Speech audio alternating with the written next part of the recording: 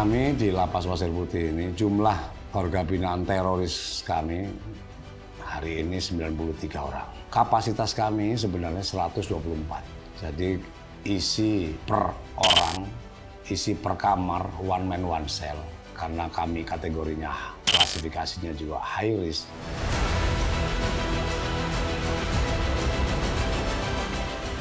Jadi BNPT di sini dari Direktorat Deradikalisasi Kedeputian 1 berperan sebagai mitra dari Lapas kelas 2A Pasir Putih dalam rangka program deradikalisasi di dalam lapas. Kita adakan program pembinaan. Nah, dari program pembinaan yang sudah kita laksanakan, itu kita temukan beberapa keluhan-keluhan antara lain terkait dengan kesehatan gigi. Maka kita menyambut baik bahwa kita akan membantu pemeriksaan gigi ataupun kesehatan gigi bagi para warga binaan pemasyarakatan atau wabil khusus di sini narapidana terorisme. Kita namakan kegiatan ini dengan safari medis ya.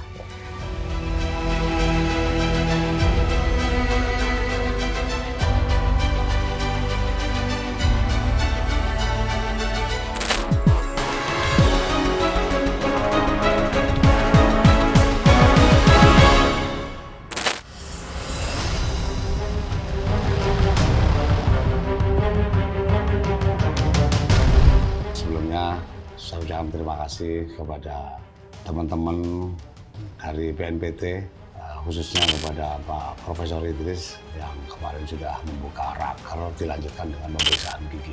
Ini suatu hal yang positif, yang baik bagi kami. Sekali lagi kami apresiasi dan terima kasih atas sinerginya, atas bantuannya, atas atensi dari Badan Nasional Penanggulangan Teroris yang sudah membantu kami memberikan fasilitas pemeriksaan gigi kepada warga binaan teroris yang notabene kami kesulitan untuk mengadakan pemeriksaan gigi karena mungkin alat kami juga terbatas, kemudian dari segi pengamanan juga kami harus memeriksakan keluar. Ada beberapa hal yang kira-kira menjadi hambatan. Makanya dengan bantuan seperti ini, sekali lagi terima kasih. Dan positif mungkin ke depan nanti akan lebih banyak dan lebih baik lagi, lebih optimal lagi bantuan-bantuan atau partisipasi dari teman-teman lain, BNPT ataupun teman-teman yang lain seperti Densus, seperti kepolisian, dari kejaksaan, dari Pemda atau dari manapun yang mempunyai atensi kepada napiter kita di Pasir Putih, Nusa Kambangan ini. Kami di Lapas Pasir Putih ini jumlah warga binaan teroris kami hari ini 93 orang. Kapasitas kami sebenarnya 124. Jadi isi per orang, isi per kamar, one man one cell. Karena kami kategorinya, klasifikasinya juga high risk, resiko tinggi, satu kamar, satu sel, satu orang, one man one cell. Isi kami sekarang 93, namun yang ikut pemeriksaan gigi ini kurang lebih 2 hari ini dan besok, kurang lebih 31 orang.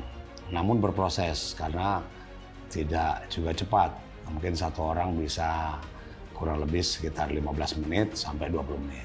Sehingga semua terfasilitasi, terlayani, dan ini luar biasa. Napiter kita yang mungkin jarang mereka, atau mungkin selama saya di sini belum mereka memeriksakan gigi dalam arti yang mempunyai keluhan di gigi. Hari ini mereka dapat terlaksana berkat bantuan BNPT. Sekali lagi terima kasih BNPT sudah membantu kami. Ini hal yang baik sehingga mereka juga merasa diorangkan, mereka merasa dibantu, mereka merasa dihargai. Walaupun mereka napi teroris, tapi mereka juga punya perasaan, punya harga, punya martabat sebagai manusia. Kan awalnya berlubang lama-lama gitu, Jadi BNPT di sini dari Direktorat Deradikalisasi Kedeputian 1 berperan sebagai mitra dari Lapas kelas 2A Pasir Putih dalam rangka mengkolaborasikan kegiatan. Kita menyediakan kegiatan dalam rangka program deradikasi di dalam lapas. Kita temukan beberapa keluhan-keluhan antara lain terkait dengan kesehatan gigi. Maka kita menyambut baik bahwa kita akan membantu pemeriksaan gigi ataupun kesehatan gigi bagi para warga binaan pemasyarakatan atau wabil khusus di sini narapidana terorisme. Itu peran kita. Jadi kita berkolaborasi karena ada permintaan, kita lakukan. Kita namakan kegiatan ini dengan safari medis ya. Kita pernah juga melakukan kegiatan-kegiatan yang lainnya seperti safari Ramadan. Kemudian ini berkaitan dengan kesehatan gigi ya, kita safari medis. Kalau untuk saat ini mungkin baru program pada kali ini. Kedepannya tergantung kondisi yang ada ataupun permintaan. Hari ini pun sebenarnya masih banyak permintaan, namun kita batasikan waktunya sampai sore karena ada SOP di dalam lapas yang dimana untuk bon narapidana terorisme dibatasi waktunya ataupun kunjungannya, dan akan kita lanjutkan besok. Kalaupun dari lapas-lapas di sekitar wilayah Pasir Putih ini, khususnya di Nusa Kambangan, masih ada permintaan, insya Allah kita akan layani lagi. Ke depan kita tergantung situasi dan kondisi dan permintaan yang ada. Sebagai contoh dari kegiatan safari-safari yang akan kita laksanakan dan telah kita laksanakan, sebagaimana kemarin kita kerjakan juga, kita melaksanakan rapat kerja identifikasi dan penilaian terhadap narapidana terorisme. Ada 30 orang yang kita lakukan asesmen, dan ini dengan tujuan untuk mendapatkan suatu gambaran pembinaan apa yang nanti akan dapat kita berikan kepada para napiter tersebut, dimulai dari rehabilitasi, reedukasi, sampai dengan reintegrasi, sehingga kita akan lengkap karena pada kegiatan seperti raker iden dan penelitian ini mirip-mirip seperti TPP, sidang TPP yang dipersiapkan dari lapas dan dihadiri dari beberapa komponen. Antara lain kita juga mengundang dari Dijen Pas, kemudian dari Pas, kemudian dari Densus juga, kemudian dari lapas tersebut, dan juga dari Bapak serta dari Kementerian Agama.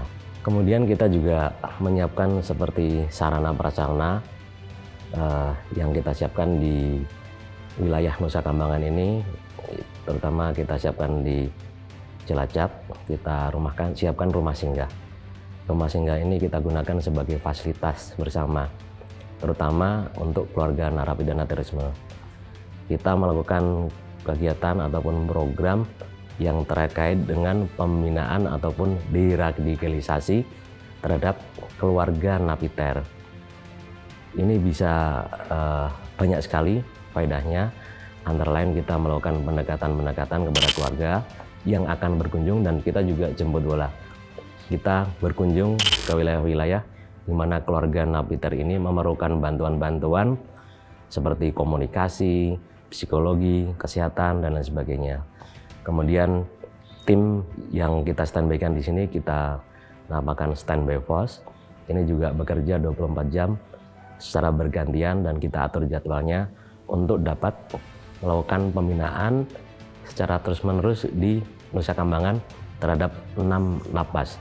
Dari lapas yang klasifikasinya super maksimum security, maksimum, sampai dengan medium, itu kita lakukan dan kita standby-kan di sini. Demikian.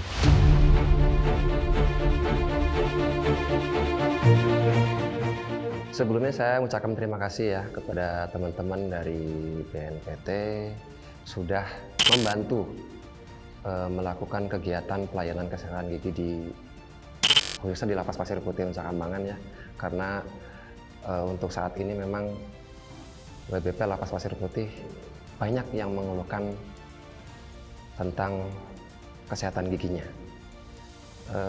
Alhamdulillah untuk respon tentang pelayanan kesehatan secara umum atau kesehatan gigi juga alhamdulillah responnya selalu baik. Walaupun mereka itu ada yang militan, ada yang supporter, ada yang amir, mereka semua responnya baik, alhamdulillah, untuk pelayanan kesehatan. Kami juga pernah berhasil melakukan pelayanan kesehatan sehingga seseorang itu, salah satu ikhwan kita itu di sini sampai sadar dan mau mengambil program NKRI. Itu dari pelayanan kesehatan kami, alhamdulillah, gitu waktu itu. Kendala-kendala situ pasti ada ya Bu ya, terutama kan di sini kita kendalanya tentang alat-alat dan SDM. Dengan banyaknya keluhan WBP Lapas Pasir Putih tentang kesehatan gigi ini kan, kalau dokternya atau SDM-nya itu hanya satu, ya memang harus bekerja keras. Kemudian alat-alatnya pun kan sangat minimal, sehingga pelayanan kurang maksimal terhadap pelayanan gigi tersebut. Misalkan pelayanan gigi yang giginya berlubang akan ditambal, itu kan harus dibersihkan dulu. Nah itu untuk membersihkannya kan pas kebetulan alatnya nggak ada, jadi itu merupakan suatu kendala buat kegiatan hari ini. Harapan kami sebagai petugas pelayanan kesehatan di Lapas Pasir Putih, WBP kami itu mendapatkan pelayanan kesehatan gigi yang lebih rutin ke depannya dan lebih maksimal, karena hampir 50% bahkan 70% pelayanan WBP kita itu mengeluhkan sakit gigi. Lapas High Risk Pasir Putih, Nusa Kambangan, ini adalah lapas high risk di mana lapas berisiko tinggi, dan Lapas Pasir Putih ini adalah 100% isinya adalah narapidana teroris atau warga binaan pemasyarakatan kasus terorisme. Jadi di sini murni semuanya terorisme, narapidananya, dan memang harus dilakukan pendekatan atau pembinaan kepada mereka. Dalam hal ini adalah penurunan tingkat resiko yang harus dilakukan untuk merubah perilaku mereka dari radikal menuju low, menjadi rendah. Jadi kembali kepada NKRI. Pendekatan apa yang mesti dilakukan oleh kita? Saya datang sini selaku Kasih Binadik di sini adalah pengampu dari para wali pamong yang ada di Lapas High Risk Pasir Putih ini. Dalam prakteknya sehari-hari, bahwa pendekatan yang dilakukan mereka adalah mengedepankan tentang hati nurani, walaupun tetap berorientasi keamanan, tetap kewaspadaan pada tingkat tinggi, tapi dengan mengedepankan hati ke hati. Kita bicara bukan bicara masalah akidahnya, tapi bicara manusianya, menyentuh hati nuraninya. Disitulah kita berperan. Bagaimana kita melakukan pendekatan secara manusiawi supaya mereka tergerak hatinya, merubah pola pikirnya yang menurut kami adalah tersesat, untuk dikembalikan lagi kepada pola pikir yang benar. Kalau bicara kesulitan, yang jelas kita bicara adalah tingkat resiko. Kesulitan kita adalah tetap kita harus melakukan kewaspadaan. Itu sebuah kesulitan karena dia harus diborgol, dia harus pakai SOP keamanan, kita harus pakai. Nggak mungkin kita lengah di situ, karena apapun mereka adalah kejahatan yang tentang keamanan negara. Bagaimana ideologi mereka berusaha untuk memaparkan ajarannya, ideologinya terhadap petugas, itu sebuah kesulitan juga. Dan itu yang perlu kita waspadai. Kita tekankan kepada teman-teman wali, saya bahasanya adalah teman-teman, saya nggak mau memakai bahasa anak buah, saya nggak mau, tapi yang jelas rekan-rekan saya, teman-teman saya mengantisipasinya supaya jangan sampai terpapar. Karena ini sesuatu resiko yang cukup tinggi dan mereka berusaha terus-menerus untuk mempengaruhi kita petugas, mempengaruhi kita sebagai pegawai negeri untuk keluar dari pegawai negeri, ikut dengan mereka bersama kelompoknya untuk melawan negara. Justru ini yang perlu kita antisipasi, tidak henti-hentinya saya tanamkan nilai-nilai itu untuk kewaspadaan terhadap teman-teman yang masih muda khususnya, jangan sampai terpapar, dan itu kita ingatkan terus-menerus.